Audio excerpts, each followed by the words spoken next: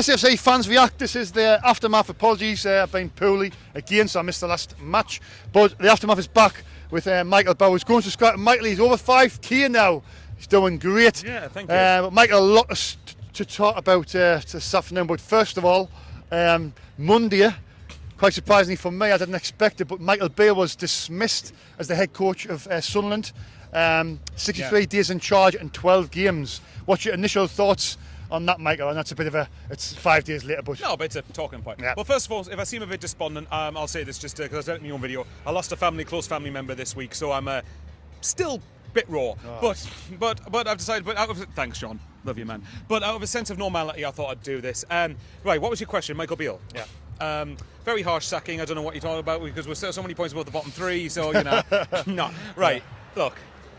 Joking aside, it had to happen, didn't it? It was just one where I think you interviewed CJ, or in previous interviews, just about how the fans never seemed to take to Beale, did they, from the off? And I am of the opinion that of all the head coaches they wanted to look at when they got rid of Mowbray, I'm not convinced Beale would have been anywhere near the top of that list at all. But I've heard, apparently, because one of my close mates was... who you've met before, Pete, was someone who obviously watches Rangers a lot, so knows a bit about Beale, and apparently in terms of talking, he talks a very good game. Well, apart from when he mentions outside noise. But, you know, he must have bluffed his way through his interview, Mike. He must have given the interview of his life to convince them that maybe he was the only one that was sort of forthcoming to come and was willing to sort of be on board with the model. The structure, the structure, Maybe. The thing for me is I kind of do and I kind of don't get it when people go, it's the cheap option, because that wasn't the cheapest option. The cheapest option would have been to give it who's got it now. Why didn't you just give it to Dodds then? I don't get that. It wasn't the cheap option. It definitely, I don't know. Because at the end of the day, you're having to employ him on a wage since then, and if you've dismissed him, if you've sacked him, then you have to pay him off. Yeah. And it wasn't a short contract he had either. So I do praise the hierarchy for making the decision to get rid of him, but it's also fair to criticise them for making the appointment to begin with, because we could tell from early doors it wasn't going to work. It was never going to work. And this is something I want to mention about the fans here, right? Because for the most part, fair enough, but there's been a few people, especially on social media, and I know it's social media, but we need to get out of this habit of expecting it. You should be able to separate your views on Michael Beale as a head coach and still have a bit of empathy for what's going on in his personal life. Yeah. Now, granted, his burner account has been slagging us off a little bit, so I'm like, I've lost a bit of sympathy in that regard. But I do echo the sentence that I hope Poppy, his niece, gets better. Of course. I don't wish. That doesn't come into question. Yeah. No, we shouldn't. We should be, as a fan base, we really should be above giving like personal level abuse, like, you know, but nothing to do with the football, like personal level, like attacking his appearance, really making things like disgusting. You know, I mean, from a professional standpoint, I am delighted he's gone, because I said going into today's game that if you wanted to have any last chance saloon at top six, you had to win, and because we've lost, season's done now effectively, isn't it, really? But with Beale, it was going to be like a landslide, and it even got to a point where Paul and CJ have heard me say this loads of times, I was half joking going, well, we're still 12 points above 22nd, man. So just make sure we get another couple of wins to make sure we stop up. 12 points. We are 12 points. Yeah. Because QPR won today, Millwall won today, Huddersfield won today, Sheffield Wednesday won today as well. So, you know what? Yeah. Look, don't get us wrong. Touch wood, invisible wood into the air. I'm pretty sure we're not going to be in a relegation battle, but you don't know that for definite, because I said that the last time we were in the Championship, Paul's touched wood for us, and we ended up going down. So, but. Yeah, I didn't realise it was 12 points from the bottom. Bottom three. Yeah, Stoke are 22nd now. Jesus Christ. Tell you what, they're going to be in real shit if they go down. But, right, look. At the end of the day, Michael Beale had to happen. It was just going to be a descent down the table. And apparently, from what we heard, there was toxicity. Well, this is what I heard. That apparently Beale, when he goes into a place, he causes division in the dressing room, causes a bit of toxicity there, and that's what it seemed to feel like among the players. And that apparently the players were apparently he'd lost the dressing room and whatnot, which I don't know whether he'd had it to begin with, to be honest. But then Daniel came out yesterday and said that he enjoyed the methods and the training. Who did he say that to? I'm not sure. I just seen it somewhere on. If he's saying it to the club, then the thing is, because players. Well, look, they're going to say they're going to say that, aren't they? They're not going to come out and go. Not going to come out and go. Oh, Michael Beale was rubbish. I didn't enjoy his methods at all. You know, that's correct. You know, they're not going to come out and say things like that. Not in public anyway. Privately, they might have thought differently. But Michael Beale, it had to happen. To cut a long story short, He had to go. It wasn't going to work. And I'm thinking even ahead going into next season as well, because you need to get a bit of harmony back in the dressing room again ahead of next season. Yeah.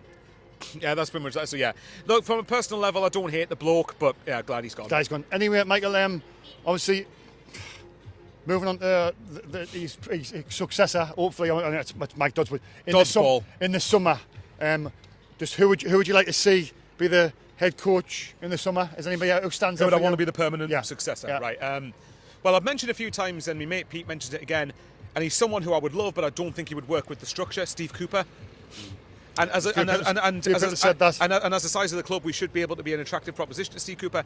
It depends. If he was head coach at Nottingham Forest, then if you're ambitious enough, maybe. He was the manager, wasn't he? I think. That's what I think. I think he was the manager. So I'm not really thinking. I love Steve Cooper, but I don't think it'll happen.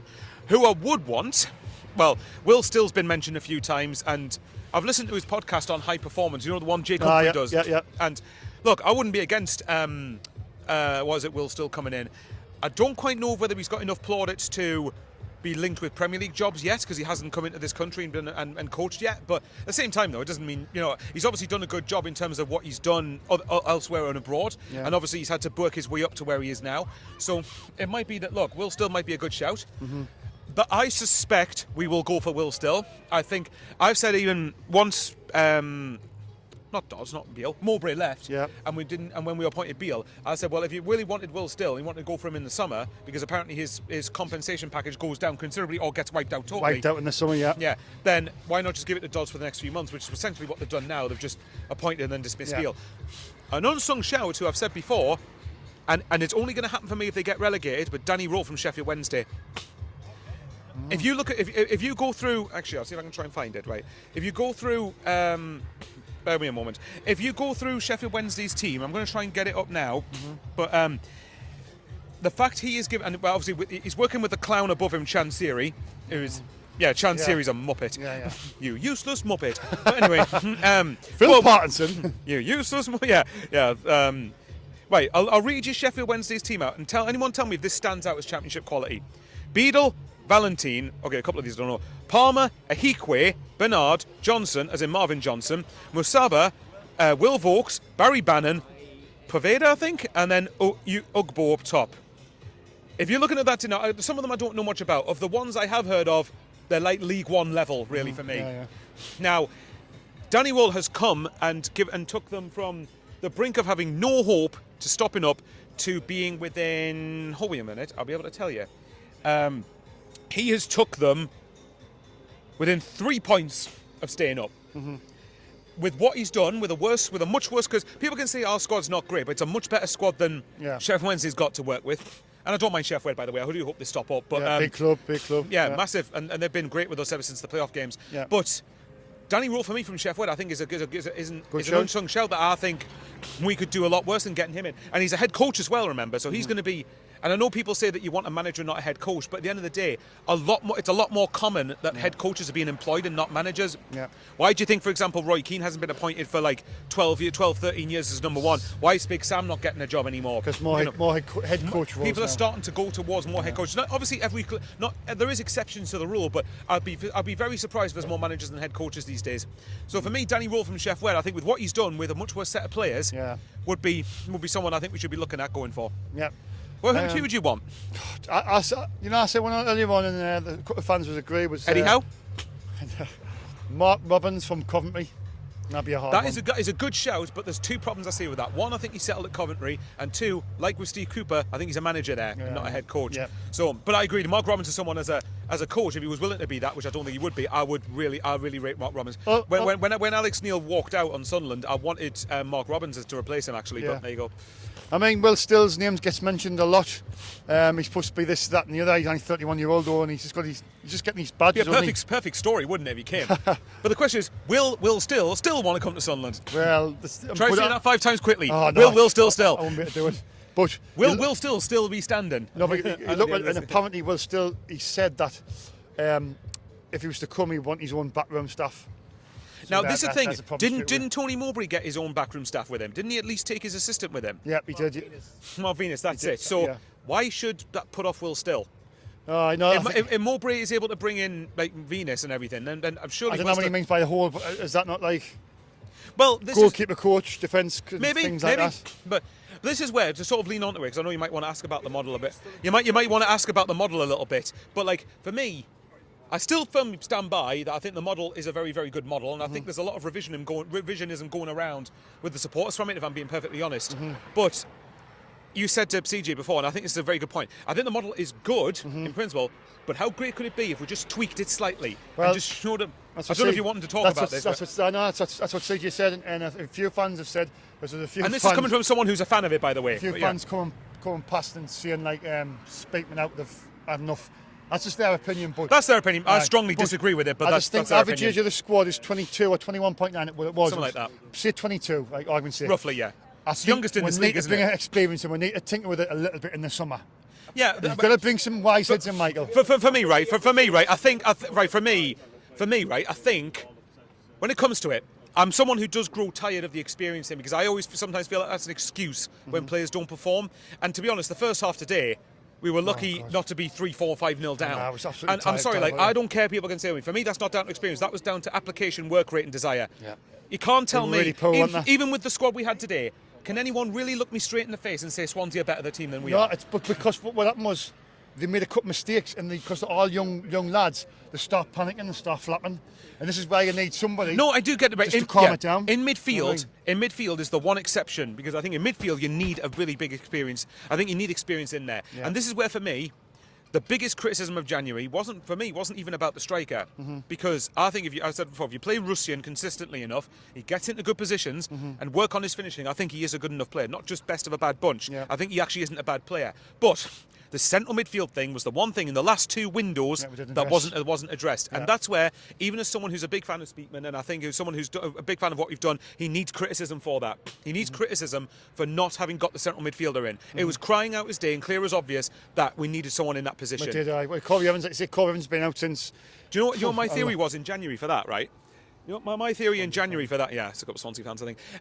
Look, the criticism for me, my theory in January was that I felt they weren't going to get a central midfielder in, because I thought, oh well, Corey Evans is going to come back soon enough, and he's going to be, he'll be fit enough. Like, guys, he's been out for over a year.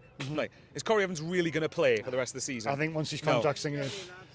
No, probably not. So, but look, by the way, on the game, look, fair play to Swansea, they absolutely deserved it. But I think, I do think, but anyway, I do think that. I think Sunderland's players can't hide behind Beale anymore. They've got to look at themselves for that first half performance, because that wasn't good enough. And even if you can necessary that, but okay. Anyway, no, the point is right. They've got to look at themselves for that first half performance. Like, experience or not experience, Swansea were quicker at every ball, showed more intensity, showed more desire, in my opinion. Desire to win the game, just, at some point, the players have got to start taking accountability for this. We can't just keep looking at, like, Michael Beale. Well, obviously, before we could look at Michael Beale because he wasn't the right man, but, I mean, well, to an extent, but again, I'm always someone who believes the experience thing's an excuse when just for players to hide behind. In midfield, that's the exception. I think that's the area you definitely need it in. Well, I will say, this is someone who is a fan of what we're doing and still has every right to be a fan of what we're doing. I do believe next season, when people go about we don't spend money. First of all, that season, that's a load of rubbish, because we have spent money. You can argue how well we've spent it, but you can't argue we haven't spent money. Russian, Mundell, Yelda, Job, Hamir, Meander, Pembele. We have spent money. That's little fees on, obviously, the money of recruit, isn't it? That's what it is. People expect to spend 10, 20, 30 million, and you can't do that with what I was going to say was, this summer, Cork's gone. It's not being. It's not accepting mediocrity. So Ballard as well. I think it's not accepting mediocrity. It's called being realistic. Yeah, pretty much. But anyway, what I was going to say was, this is where my judgment of the model comes in. Once you start getting that money in from Clark and from the likes of Ballard, I then expect the money. It's got to be reinvested. It's got to be. It's got to be reinvested in the squad. Got to be. Well, because my opinion's different. Bullshit, Shaun. No, it's not, man. Come on, give over. Bullshit. Yeah, not allowed my opinion apparently. But anyway, You're allowed your opinion, but it's bullshit. well, in your opinion is bullshit. Where's the 25 million from Stewart and Lahadji gone now? 25 million. We didn't get anywhere close to 25 million. It was 8 million for didn't? Stewart. How did we get 25 million for Stewart? Stewart, we got 12 million and it rises to 15. Lahadji, we got 5 million and it rises to 7.5. Television rates from last season, we got 4.8 million. Television rates so far this season, we've got 1.8 million. All that adds up to just over 20 million pounds. Where's it gone? We're getting 40,000 allegedly every week in this stadium. Where's the money going from that? Whose wages are being paid? There's a man sat in there who won't sit and be accountable to any of the bollocks he's dropped. He will constantly take the praise for bringing Clark in, bringing Human, bringing all of those players in. He's also brought 4 players in that don't know how to score a goal. He's also... One of who keeps being dropped every 2 minutes, by the way, but go on. He hasn't brought anybody in to put pressure on Patterson, who has gone backwards since the Italian came in. Right. When Dave Priest left here and Mark Putter was stood down to 18s, that lad has gone back over. And what I always go back to is, I go back to the Wickham game, the final. That kid, and that's all he was at the time, Patterson, he just commanded his box. Brilliant shot stopping and everything. The only thing he's got going for him now is shot stopping. He's liable for one of them goals today. He's liable for both the Birmingham last week. Maybe. For the Huddersfield. What I would ask though, what about the defence in front of him for the 2 goals? Exactly. The second goal so wasn't. Why does Speakman get rid of a player of the year? But let me ask you this then. Let me ask you this then, right? Richard will love that. Let me ask you this then. Why is it always Speakman? Is there not someone above him? You know who the majority... Well, allegedly... No, not allegedly. There's a majority shareholder. Why does KLD always get off scot-free? He wanted full control.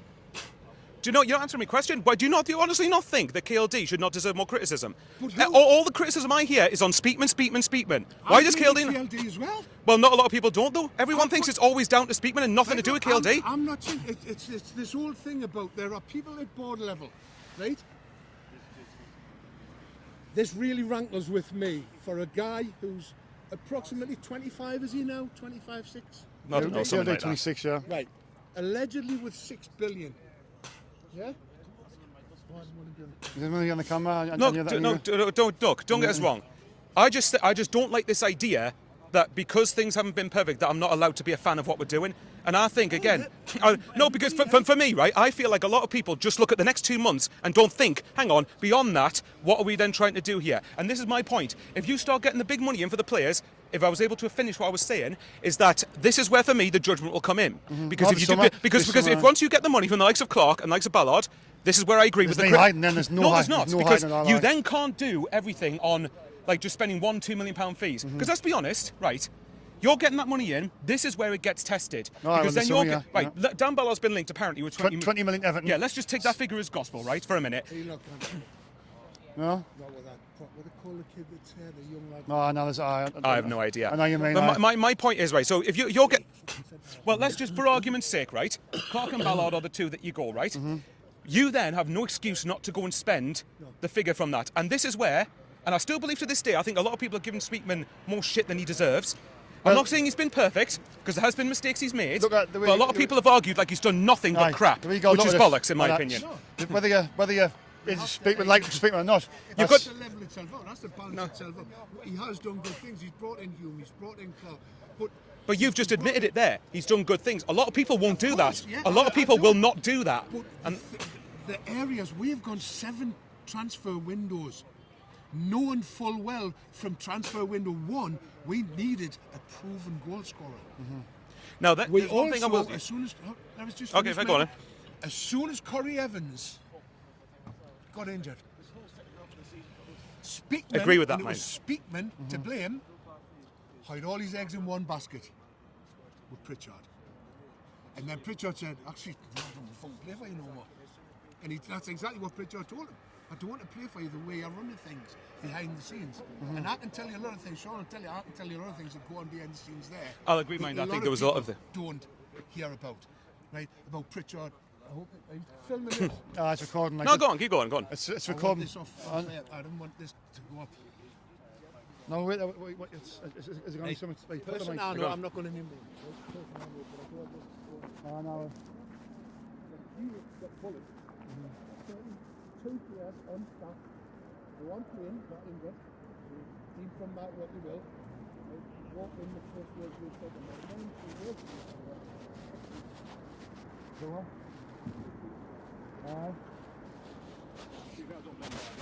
For the right man in the first place. Should never be No. And by the way... But Michael, see, you can't even call him a panic buy because we're not paying any money. But here's the thing, because I agree that should never have happened to begin with. But I don't agree with when people say that's the cheap option. But it wasn't the cheapest, was it? The cheapest would have been to give it to Dodds. So I get tired when people say it's the cheap option. Well, it's not. Like the cheap option would have been to give it to Dodds. But what is Dodds? What's English? What's Harvey? They're all fucking speaking yes men. Well, And they are. well, let's be it's like honest. it's like Joby. No. Same with Joe. Joby. How did he last 90 minutes today? That's exactly. No, that's a fair point. How did he stay on the pitch? He's done nothing on that pitch. What? He doesn't do nothing. Why is he turned into? He's turned what we had as a talent, and don't get us wrong, the kid has got talent. He has. He's a very talented individual. There is a lot of pressure on a young lad of 18, isn't he now? When your surname is Bellingham, you know, I want this job. I didn't want this Bellingham thing hanging over. And you can understand why a young lad's done that. Yeah. The lad has got a lot of talent, right? But he's doing I believe Speakman pulls the strings and says, right, well, I think we should be doing this, we should be doing that, we should be doing that. Why is a bloke who's got no football knowledge whatsoever doing things like that? Who has never kicked the ball in earnest as a footballer? Dodgy hasn't ever kicked the ball in earnest. Harvey hasn't. English hasn't. There's only Mate Proctor and the fucking coaching staff who's ever kicked the ball. I suppose the argument And is he a knows lot. where the fucking own goals I suppose are, the problem is a lot of people want Will Still. He's never done that either. But what's he doing now? He's You know, good out. that's what I mean. People have narratives in different scenarios to fit what agenda they want. So for me, the point is, again, in my own personal opinion, I think Speakman and Harvey, both of them, a lot of ways have bailed KLD out continuously. With his penny pension. And again, this is where it frankly pisses me off that everyone likes to exclusively look at Christian Speakman. And yes, he's not faultless. The Pritchard thing, I think he handled disgustingly because of what happened with the fact, we'll just give him a contract on his League, which was on his League One wages. That's pathetic. I'll give you that. That is absolutely pathetic. The best player that we had in the game every time he came out. But you know, but the thing, but again, nobody looks at KLD. Nobody, not one person. And the whole point that was supposed to be was the buck stops with the ownership. Except when it's Christian Speakman, the buck stops with him. Now, how does that work? How does that make sense? Do not think, we don't know, we'll not probably be privy to it, but I think KLD has come in not wanting full control in the first place, and that some of the stuff, if you read some of the stuff, it depends what you believe, it depends who you believe. I believe he came in, he didn't want full control. But what you've then got to do is take that step back and look at when we were all for sale. We brought Speakman and KLD in. No. How long does it take to get rid of the third member of Madrox, who's still on our board, who basically doesn't do fucking anything? Sartori. Sartori. Well, what benefit does that man bring to this club? Sartori. I don't know. But apparently he was on a sacked Bale. Let's assume that's true. Let's assume that's true for a minute. That's the first positive thing he's done in 5.5 years. Exactly. I'll agree with him there. And I can only go off what the owner of the club said of why Sartori's on the board is because when they were kids, they used to go and play football together. How a man fucking hell! Jesus Christ. The one thing I would. But the one thing I will say is, and I've said this all along, we can't let players escape accountability either. No, I mean, and the one thing, and Shaun knows this. Shaun knows this by now. The one thing I get sick of, everyone goes, "We need a goal scorer. We need a goal scorer." What about the goals we conceded at the back today? What about the stupid goals we keep conceding at the back? Have we completely forgotten clean sheets is actually an important part of football? Because as I mentioned before, there's no experience in that team, and that's why they're on about this model. They need to have a look at it because in the summer, it's going to be the third year next year in the championship, and the fans are going to start really turning if we're going to start. The thing I would say to counter that though, this is Ballard's third straight season at this level. 09's 29 years old. Hume has now been one of the constant mainstays in the team. It's not like we've been dropping and changing the back four continuously, so there's not an excuse for me to make the constant mistakes that we are. Well, Ballard didn't play today, but you know what I mean. Missed Ballard. I did like so his presence, and saying that, I mean, Keith Stroud, you never get the lickings of the club when he referees here. Never.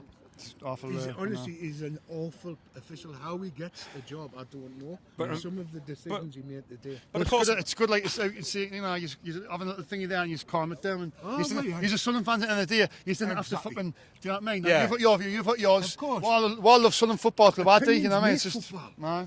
Just because you say it's fucking night time, actually, I don't think it is. Just because my opinion's different to yours doesn't mean we're both wrong or both right.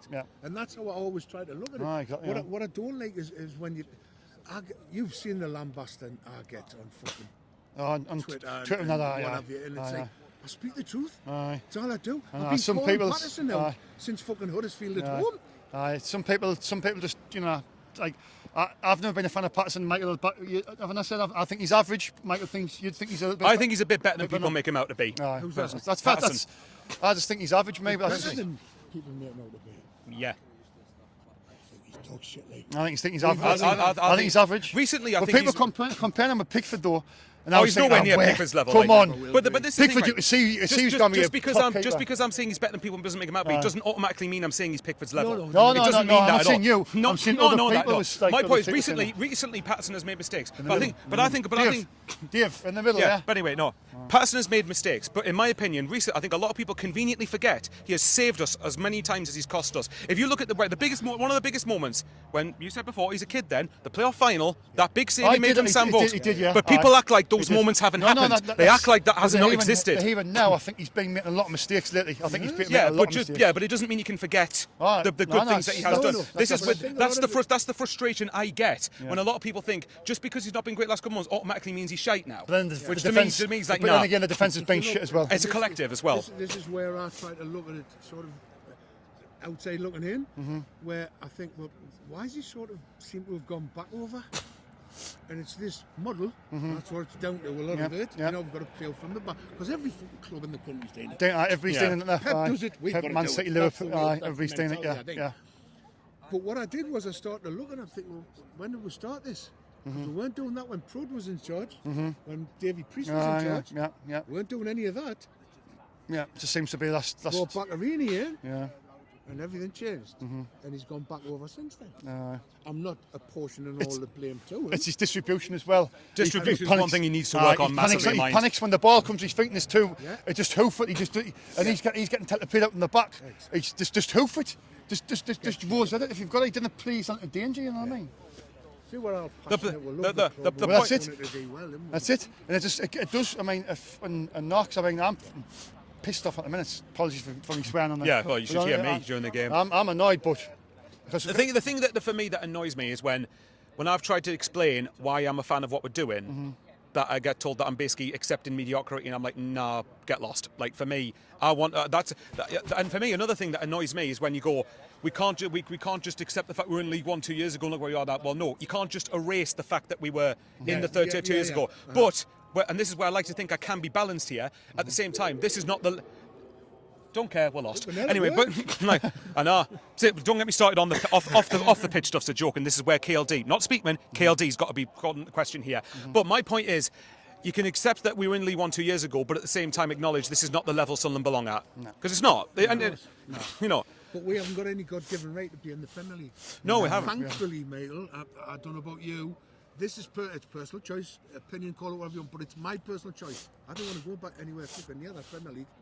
why is that? Yeah. What? The VAR, the standards, the officiating itself. Wait, you've got 5 blokes in a fucking room with 30 cameras and they can't get decisions right.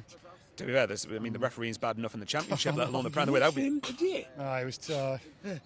No, mate. 20 minutes fucking at it on at the end of the day. Mate, remember, that's not how it works. We're not allowed to criticise referees, remember? Apparently they're on such a high pedestal that any form of criticism is just deflected. I mean, this shows you typical small man fucking syndrome. He made the job all about him today. He did, And to be fair. Well, that's what they do, don't they? They I come walked in down there. there because you know what I'm like. I won't let fucking stuff lie. Aye. And I went down. I thought that cunt comes out here. I'll fucking see him. Aye. Guess what he drives? What? Private Reg, fucking Range Rover Evoque top of the range. Really? Aye. He's that big getting into the small man syndrome at the fucking highest possible level. It wasn't just this game either. The game at home to Swansea At last year, Swansea funnily enough, last yeah. year, And yeah. don't get me wrong, right? In that particular game, I didn't mind the fact 09 was what got sent off. But the annoying thing was, we should have had a blatant penalty in the build-up to Exactly, that yeah. people conveniently forgotten about. So again, it's like these are atrocious officiating. I'm getting sick of the fact, and I've said this, and you can back me up here. We've said this when we've won games as well. Anyone who tries to argue with bitter can frankly fuck off because it's not. Because we've mentioned them when we've won games. Exactly. The officiating standards in this division are an absolute joke. And I'm telling you now, eventually, forget us for a minute. Look at the relegation battle as an example. What are the odds are that Millwall, QPR, or Sheffield Wednesday, or Huddersfield, one of them will get relegated on the back of an absolutely atrocious decision, and the referees will just escape accountability. What they'll do is they'll get a slap on the wrist and go, right, don't do that again, and then they'll be back in the Championship again. But that was another thing about certain individuals last season, especially last season. What they were doing was, you were watching referees being hauled over the coals by the FA and the PGMOL and what have you, and for your penance, will put you in the Championship. That shows you how much you think of fucking championship. Basically means we've got to be stuck with shite. Exactly. You know, It's like it's not fucking the thing is, we'll laugh, right? But even if you look at the other end, why should, for example, I'm trying to think of a big game later on in the season. Let's say Leeds Southampton. Let's pretend the top two goes to the last game of the season. And it's between Leicester and it's down to that game. What happens if a controversial decision is made that costs one of them two teams automatic promotion? You know, and don't get me wrong. Like I said, I always stand by the fact you can't just blame referees all the time because you've got to look at your own performances. But why does it? We were lucky we weren't 5-0 down. Yeah. But for me, again, I've said before, that comes down to the attitude and desire and the work rate. Well, attitude, that's the wrong word. But the hunger and the intensity and the willingness to match Swansea. I didn't see that today. No, there was nothing. I'll tell you another game as well, down at Huddersfield, because I was down at Huddersfield. And this is the thing, people can argue the rest of the... Yeah, okay, we were definitely a lot worse without Clark and Ballard. But is that team really so bad that Swansea should be outperforming and performing us? I think the players are a bit better than they should. I think the players are better than they showed in the first half. So, but again...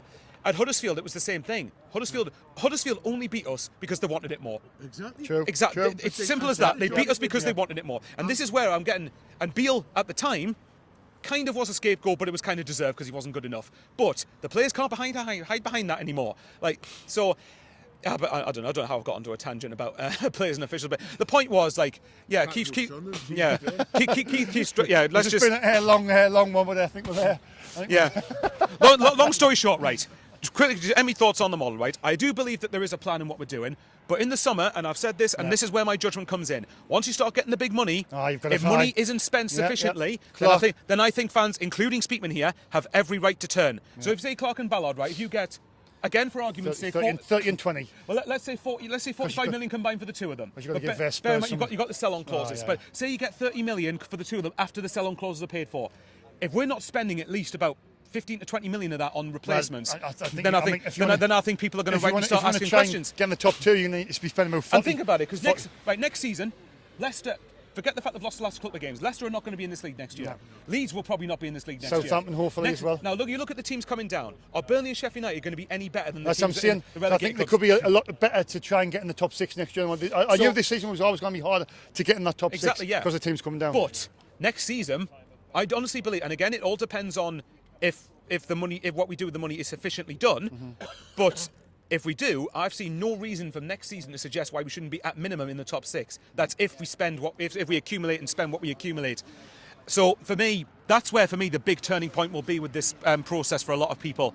And again, and this is coming from someone who's a big fan of it, but you need to start showing and ambition in the summer, like like how the fees. This is the biggest summer for me. All these KLDs, we know where to hide them. Exactly. Summer, nowhere to hide. Because again, the money, when you're spending 1.5 to 2 to 5 million, that's then got to start rising to say 5 to 7 millions on a player. There's no excuse for them not to do it next year. Well, if we sell Clark behind this 5-year plan thing. Well, it's in the third year next year, so this is when the fans will start really turning if we don't thinking next season. To be fair, was this the 5-year plan from the first full season in League One, or was this from? Yeah. Because then, in which case, next year's the 4th year. To be fair. That's why I've just said what I've said. All right. Behind this 5-year plan thing, but which season are they going from? When are they starting from? And it's this.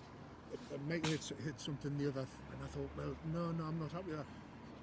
Do you, as a club, no matter where we are and how we're playing, somebody says to you, there you go, a season in the Premier League, and everything that will encapsulate a battering every other week probably.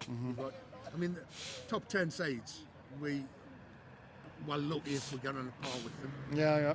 We proved it against that lot here. Do you know what I mean? I mean, we didn't turn up. No, it didn't. It was shit. Beale ball. But our bottom 10, look what Palace have just done today. Battered Burnley. No. You're talking the lower 10.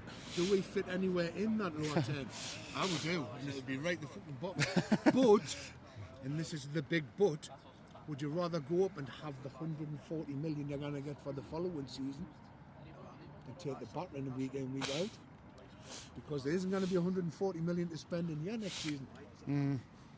Oh, you mean get back to the Premier League, and even if we get relegated, you've got the parachutes for 3 years. Well, you got a year from being in the Prem plus parachute. That's the way you're looking at. Like I mean, yeah. And it's all this, and it does. Sadly, it's football now. It comes down to money, doesn't it? Everything comes down. But at the end of the day, like at some point, we do need to get back in the Prem because we want to try. Whether people think it's possible or not, it's a different matter. But for me, you've got to be trying to look to break into the conversation of being into that. Yeah. And eventually, and I don't care what anyone says, like, yeah, we don't have a God-given right to do anything, but I'm not being funny. Like, if Brentford, for example, can do what they've done, Brighton can do the model like, thing. not being funny. Are either of them bigger than us? Nah, nowhere near. Someone on social media tried to argue Wolves were bigger than us. I'm like, yeah, and I'm not right. Wolves, obviously, look, I'm not coveting. Wolves are a big club, but bigger than Sunderland? Nah, come on, like, not for me. Look, anyway, long story short is next year. I tell you what, the next season for the including Speakman here, KLD. Well, I would say Sartori, but he seems to escape it every season. But like, out the way of him. Yeah, I don't even know. That's my point. It's the forgotten man, the forgotten man. A lot of the recruitment that we've done to this point, yes, this season, yeah, it's left a bit to be decided this year. But like in general, there's been, in my opinion, more good than there has been bad. But next year's where the test will come in with the money coming in, and it's got to be because if you're starting to get the money in, that's where I'm going to start to turn and go. No, hang on a minute. I don't like the fact the fans expect us to spend 10 million because, well, just spend 10 million without thinking, without a strategy behind it. But once you start accumulating the money, then you have to start spending it. Simple as that. Because otherwise, the away year afterwards will be rough. Right. Anyway, I'll finish off here. Have you noticed though, since we started underperforming, how many television games have we been on? aye, not many. Aye, not many. Every- For Sky, yeah. Aye, Sky, Dave Jones. Put it this way. The only time we'll be on Sky for the rest of the season is when it's a game for other teams and not us. Probably. Yeah. Leeds, We've got to play for now. I would say Sheffield Wednesday if the relegation battle goes to the last day, potentially. If promotions are. Oh, God, nice. He said 12 points. For us now, I'm thinking, yeah, I didn't want Joe, to I was partly joking when I said that. Oh, look, we're 12 points above 22nd. Yeah, but look at all the sides below us. Every time we've played, these are big prime examples here. Swansea below us. They just think, right, we're going up another level. We're going to a big stadium, there'll be 41,000. No, it definitely wasn't. Definitely wasn't. There never is. But all they say is that, well, it goes off the records. I've got the season, all the season cards, the register all them, isn't there? All you do is you just download it, you get on it, and you think, right, well, how much of the How many pages you got? That's it there. The tracker. SFC ticket tracker, you go into which game it was, and the sales for today were allegedly 38,288. Right, is that including that? Well, they didn't bring money up, but they bring up 200-300. If that was a tiny little thingy, wasn't there? So even then, that doesn't. To me, that God, it has been a long one, hasn't it? I know. Anyway, I'll cut that out there, cut the thing out because it's fun. But thanks for people that's watched. It's been thanks to everyone who's asked how I was on social media. By the way, it's much appreciated. Aye, Michael's obviously right. So cheers for that. Don't forget to subscribe to my channel and it's been a long one. Have a good night. Take care.